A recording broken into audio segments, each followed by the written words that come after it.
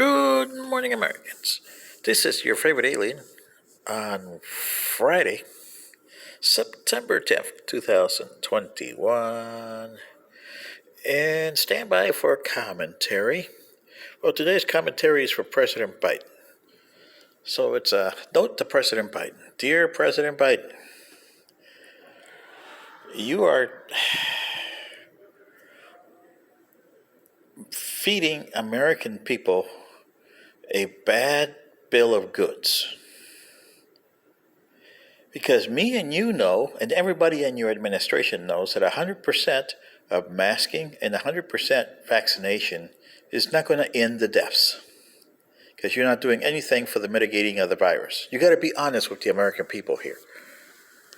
They could trust you if you were honest. You could say, we're working on some way to mitigate the virus. We don't know how to do it yet. But if you do the mask and you get your vaccinations, and we'll be there for you on vaccinations. But your administration and previous administrations have never been there for the American people.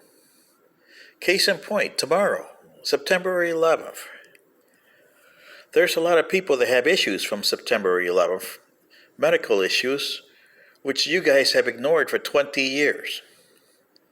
How could they put their faith and honesty and trust in you?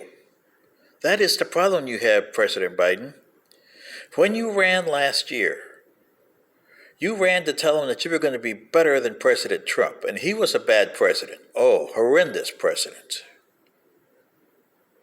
But you, as it turns out, are even worse.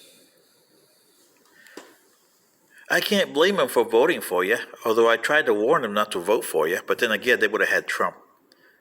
So I guess, in hindsight, they were catch-22 here. And the catch-22s turned out to be bad for them.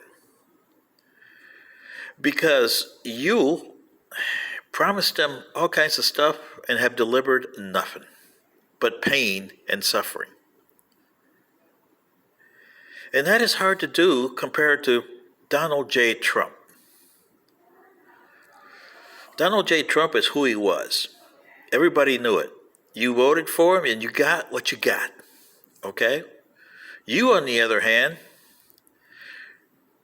sold him a bad bill of goods. And that's worse than Donald J. Trump. You sold him a bad bill of goods. You know exactly that you didn't have a mitigation for this virus. You still don't. I try to tell you what it is, but you're not listening to me. Not anybody on this channel, not you, not your administration. So, hey. And to prove your worse, from January 2020 till December 2020, the deaths under Donald J. Trump's administration was 300,000 American dead. You can't count as 20 days because that was an in-transition administration which nobody knew what was going on there. So those are limbo. So those 20 days, you can forget about it.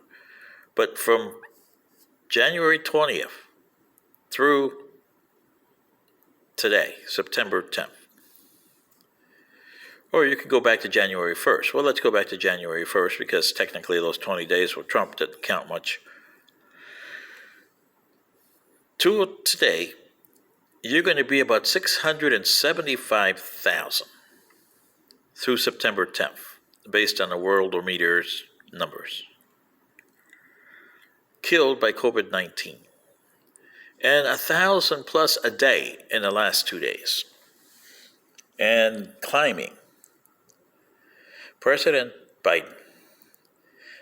That means that at the end of 9 months, if you keep this up, you're going to be close to 700,000 American dead. 700,000. Almost 750,000. Trump had 300,000. So that means that you're going to have 400,000. You beat him plus 100,000 more. And that should really irk you, President Biden, really. Because it's happening under your watch. but doesn't seem to do anything for you, or whoever is running your administration is either your wife or whoever is running your administration, because you have accompanied your nickname, Sleepy Joe. Yeah. And your vice president, well, she's always said that you were a segregationist.